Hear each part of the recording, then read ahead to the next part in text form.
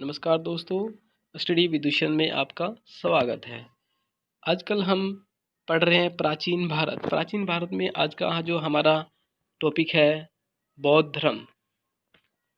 सबसे पहले हम बौद्ध धर्म के बारे में पढ़ेंगे। बौद्ध धर्म की जो स्थापना की थी गौतम बुद्ध जी ने की थी। तो सबसे पहले हम गौतम बुद्ध जी का जीवन परिचय पढ़ेंगे।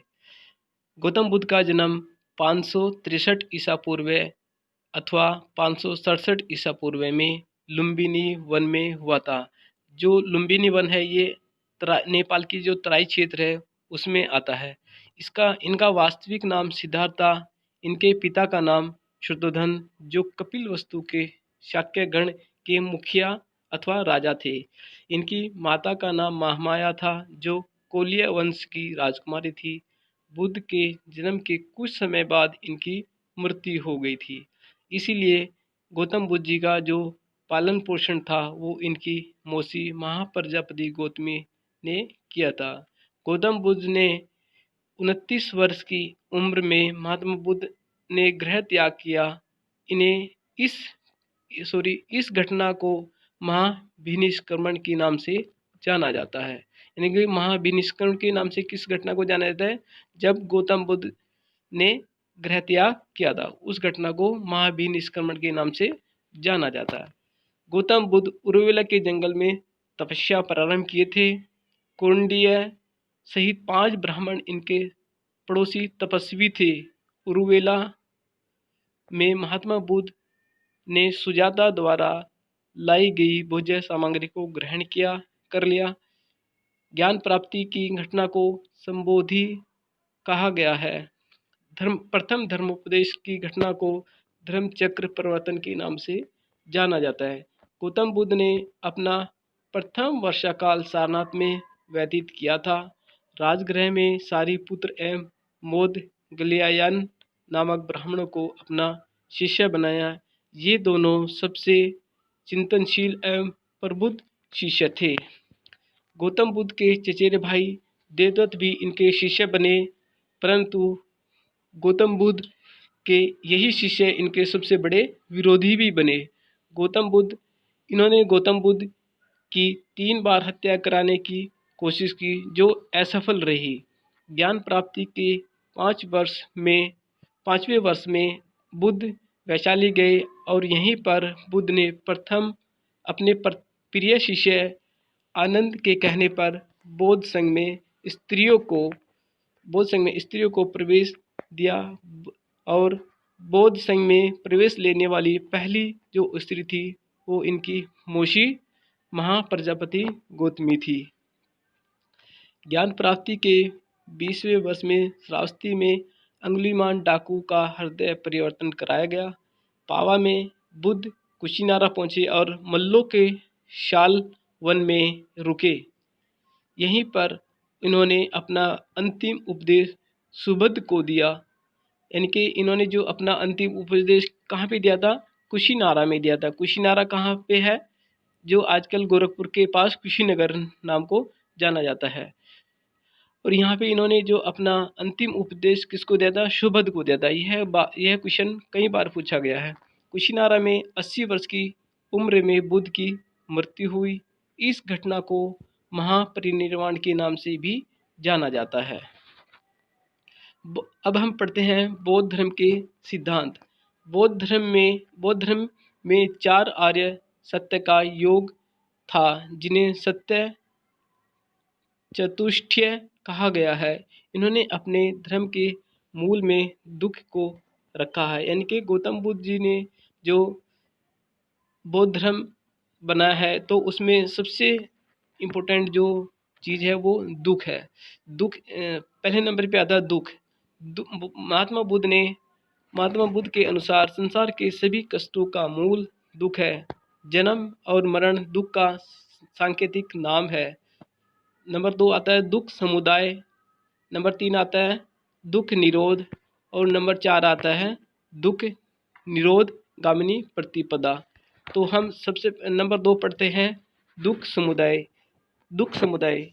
इसके अंतर्गत बुद्ध ने दुख के कारणों को बताया है।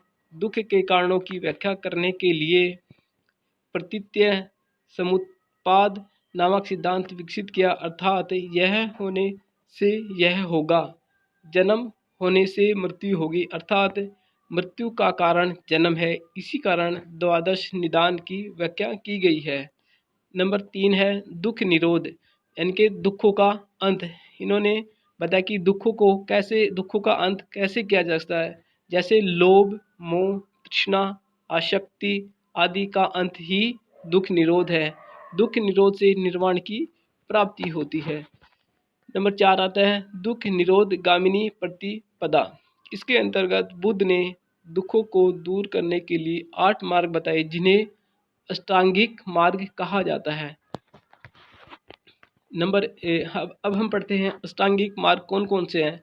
हमारे जो अष्टांगिक मार्ग है, नंबर 1 सम्यक दृष्टि, सम्यक संकल्प, सम्यक वाणी, सम्यक कर्मात, सम्यक आजीव, सम्यक व्यायाम, सम्यक स्मृति, सम्यक समाधि। ये हमारे 8 अष्टांगिक मार्ग है। तो सबसे पहले हम नंबर 1 पढ़ते हैं सम्यक दृष्टि। सम्यक दृष्टि में कहा गया है नीर क्षीर विवेकी दृष्टि ही सम्यक दृष्टि है, अर्थात सत्य असत्य, पाप पुण्य, आचरण दुराचार में अंतर करना ही सम्यक दृष्टि है। नंबर 2 पढ़ते हैं सम्यक संकल्प। सम्यक संकल्प इसके अंतर्गत कहते हैं दृढ़तापूर्वक सांसारिक बंधनों का त्याग कर निवृत्ति मार्ग का अनुसरण करना ही सम्यक संकल्प है। और नंबर 3 आता है सम्यक वाणी, यानी कि सत्य एवं प्रिय बोलना ही सम्यक वाणी है। नंबर 4 आता है सम्यक कर्मात, यानी कि अच्छे कर्म करना ही सम्यक कर्मात है। नंबर 5 आता है सम्यक आजीव, जीवन यापन शुद्ध एवं न्यायपूर्ण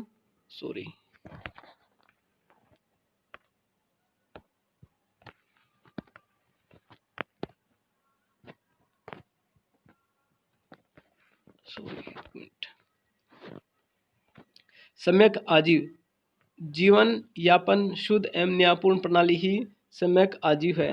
और नंबर 6 आता है सम्यक व्यायाम, दूसरों की भलाई करने का प्रयत्न करना ही सम्यक व्यायाम है। और नंबर 7 पे आता है सम्यक स्मृति, इसमें विवेक और स्मरण का पालन किया जाता है। सम्यक और 8वां जो हमारा अष्टांगिक है वह है सम्यक समाधि। सम्यक समाधि में चित्त की एकाग्रता ही सम्यक समाधि है। अष्टांगिक मार्गों को 3 स्कंदों में विभक्त किया गया है, यानी कि जो हमारी जो ये अष्टांगिक मार्ग थे इनको 3 स्कंदों में विभक्त भी किया जा सकता है। नंबर 1 प्रज्ञा, नंबर 2 शील और नंबर 3 समाधि। प्रज्ञा इसके अंदर सम्यक दृष्टि और सम्यक संकल्प आते हैं, यानी कि प्रज्ञा के अंदर कौन कौन से आते हैं हमारे सम्यक दृष्टि आएगा और सम्यक संकल्प आएगा। नंबर 2 आएगा शील, इसके अंतर्गत हमारे सम्यक वाणी, सम्यक कर्मात एवं सम्यक आजीव एवं सम्यक व्यायाम आते हैं, यानी कि इसके अंदर हमारे 4 आएंगे। नंबर 3 पे आता है समाधि, इसके अंतर्गत सम्यक स्मृति और सम्यक समाधि आती हैं। बौद्ध धर्म कारणवाद, क्षणिकवाद, अनिश्वरवाद, कर्म एवं पुनर्जन्म पर विश्वास करता है। यह बहुत ही इम्पोर्टेंट है, यानी कि बौद्ध धर्म किस पे विश्वास करता है, कारणवाद पे, क्षणिकवाद पे, अनिश्वरवाद पे, कर्म एवं पुनर्जन्म पर विश्वास करता है। बौद्ध धर्म अनात्मावादी है, अर्थात आत्मा में विश्वास नहीं करता है। इसके बाद हम पढ़तेंगे जो गौतम बुद्ध जी के उसमें बौद्ध धर्म में जो संगतियाँ हुई हैं आज तक, उनके बारे में हम पढ़ते हैं। जो प्रथम बौद्ध संगति और द्वितीय बौद्ध संगति, तृतीय बौद्ध संगति और चतुर्थ बौद्ध संगति। पहली बौद्ध संगति का जो स्थल था वो राजगृह था और इनके अध्यक्ष महाकश्यप जी थे। और ये इनके जो किस शासक में होती है, अजात शत्रु के शासक में। ठीक है, केवल हमें इतना ही याद करना है। द्वितीय बौद्ध संगति कहाँ पे हुई थी, वैशाली में, और इसके जो अध्यक्ष थे सर्वकामी शुभकामी भी बोला जाता है। और इनके जो किसके शासन काल में होते, काल अशोक के या काक वर्ण के। ठीक है, और तीसरी बौद्ध संगति जो कहाँ पे होती है, पाटलिपुत्र में, और इनके जो अध्यक्ष थे मोगली पुत्र शिष्य, और ये सम्राट अशोक के काल में हुई थी। और चतुर्थ बौद्ध संगति हमारी कुंडलवन, कुंडलवन कहाँ पे, कश्मीर में है। और ये इसके जो अध्यक्ष थे वासुमित्र थे और कनिष्क के शासनकाल में हुई थी। और इसी संगति में बौद्ध धर्म में विभाजन हुआ था। बौद्ध धर्म में विभाजन कौन सा, बौद्ध धर्म दो भागों में, दो पंथों में बट गया था। नंबर एक हीनयान और नंबर दो महायान, इन दोनों बौद्ध संगतों में बट गया था बौद्ध। ठीक, हीनयान, अब ये हीनयान और महायान दोनों में अंतर बता देते हैं। हीनयान, हीनयान और महायान, हीनयान पढ़ते हैं पहले। यह बौद्ध धर्म का प्राचीनतम रूप है, यानी कि जो हीनयान है हमारा बौद्ध धर्म का प्राचीनतम रूप है। यह कठोर मार्ग है, इसके द्वारा कम लोग इसके द्वारा कम लोग निर्वाण की प्राप्ति कर सकते हैं। यानी कि जो हीनयान है वह कठोर मार्ग है, इसके द्वारा कम लोग निर्वाण की प्राप्ति कर सकते हैं। यह बुद्ध को अलौकिक गुण वाला पुरुष मानते हैं, सामान्य पुरुष मानते हैं। यह बुद्ध के प्रतीकों की पूजा करते हैं, अर्थात ये बहुत इंपॉर्टेंट है, यह बुद्ध के प्रतीकों की पूजा करते हैं। इनके ग्रंथ पाली भाषा में रचे गए हैं। ये कर्म एवं धर्म में विश्वास करते हैं। इसका प्रचार प्रसार कौन कौन से देशों में है, श्रीलंका में, बर्मा में, थाईलैंड में, कंबोडिया आदि देशों में हुआ है। अब हम पढ़ते हैं महायान। यह नवीनतम रूप है, यानी कि जो महायान है वो हमारा नवीनतम रूप है और जो हमारा हीनयान है वो प्राचीनतम रूप था। ये आपको याद करना है, ठीक है। यह सरल मार्ग और इसके द्वारा अधिक लोग निर्वाण की प्राप्ति कर सकते हैं। यह बुद्ध को भगवान मानते हैं, यानी कि ये बुद्ध को क्या मानते हैं, भगवान मानते हैं। और हीनयान में क्या मानते थे, बुद्ध को एक सामान्य पुरुष मानते थे। यह बुद्ध की मूर्ति की पूजा करते हैं। यह बुद्ध की मूर्ति की पूजा नहीं करते, बल्कि इनके जो प्रतीक होते थे, प्रतीक जैसे घोड़ा वगैरह, उनकी पूजा करते थे।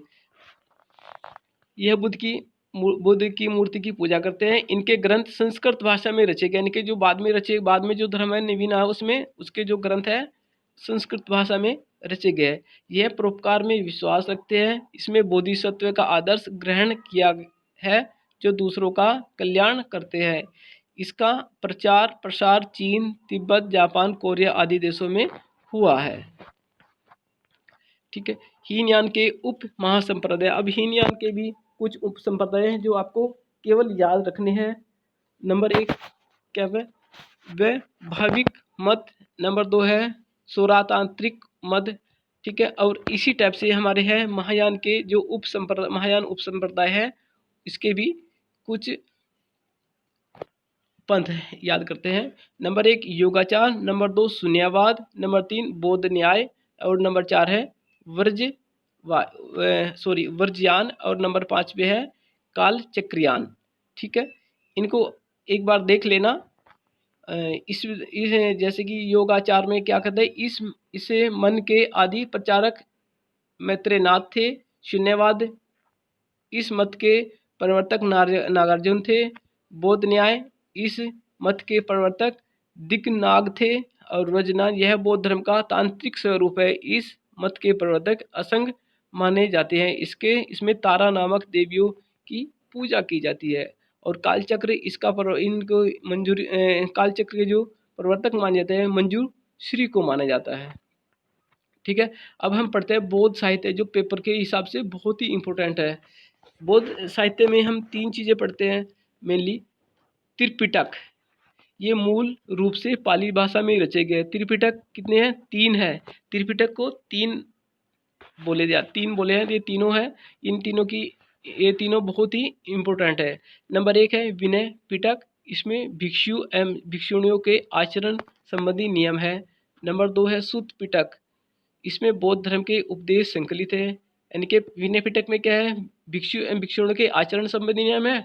और सुत्त पिटक में इसमें बौद्ध धर्म के उपदेश संकलित है। कौन से क्या है, बौद्ध धर्म के उपदेश संकलित है सुत्त पिटक में। और अभिधम्म पिटक में अभी इसमें बौद्ध धर्म की दार्शनिक व्याख्याएं दी गई है। इनका सबसे महत्वपूर्ण भाग कथा वस्तु है, जिसकी रचना मोगलीपुत्र तिष्य ने की थी। उसके बाद है जातक कथाएं, ये मूल रूप से पाली भाषा में रचे गए हैं। इनकी संख्या 549 है। इनमें बुद्ध के पुनर्जन्मों की कथाएं, यानी कि जातक कथाएं में ये क्वेश्चन पूछा जाता है कई बारी बारी से कि जातक कथाओं किसके बारे में बताती है। जातक कथाएं बुद्ध के पुनर्जन्म की, पूर्व जन्म की कथाएं बताती है। उसके बाद हमारा आता है अष्टकथाएँ। अष्टकथाएँ त्रिपिटक के भाष्य के रूप में लिखे गई है। अष्टकथाएँ क्या है? अष्टकथाएँ त्रिपिटकों के भाष्य के रूप में लिखे गई हैं। ठीक है। उसके बाद मिलिंद पंधो, यह ग्रंथ पाली भाषा में रचे गए। मिलिंद पंधो ये बहुत ही इंपॉर्टेंट है, पेपर में बहुत बार पूछा गया है। यह ग्रंथ पाली भाषा में रचा गया। इसमें यूनानी राजा मिनेंडर एवं बौद्ध आचार्य नागसेन के बीच वार्तालाप है। उसके बाद है मतलब विशुद्धि मग्न, इसकी रचना बुद्ध घोष ने पाली भाषा में की है। किस भाषा में की है? बुद्ध घोष ने पाली भाषा में। इसमें त्रिपिटक की कुंजी, इसको त्रिपिटक की कुंजी कहा जाता है। त्रिपिटक की कुंजी कहा जाता है। यह हीनयानियों का ग्रंथ है। किनका ग्रंथ है? हीनयानियों का ग्रंथ। कौन सा है? विशुद्धि मग्न। बुद्ध चरित्र, इसकी रचना संस्कृत भाषा में हुई। अश्वघोष द्वारा रचित यह एक महाकाव्य है। इसमें बुद्ध का जीवन वृत्त एवं उनकी शिक्षाओं का वर्णन रहता है। इसे बौद्धों की रामायण भी कहा जाता है। यह बहुत ही महत्वपूर्ण है क्योंकि ये पेपर में भी बहुत बार पूछा गया है। इसके जो राइटर है इनको भी, अश्वघोष को भी बहुत बार पूछा गया है। उसके बाद हमारा आता है धम्मपद, पाली भाषा में रचा गया है। इसमें बौद्ध की गीता कहा जाता है। यानी धम्मपद को बौद्ध की गीता कहते हैं। बौद्ध धर्म के प्रचार प्रसार के कारण, बौद्ध धर्म के प्रचार प्रसार के क्या कारण थे उनको हम डिस्कस करते हैं। नंबर 1 है,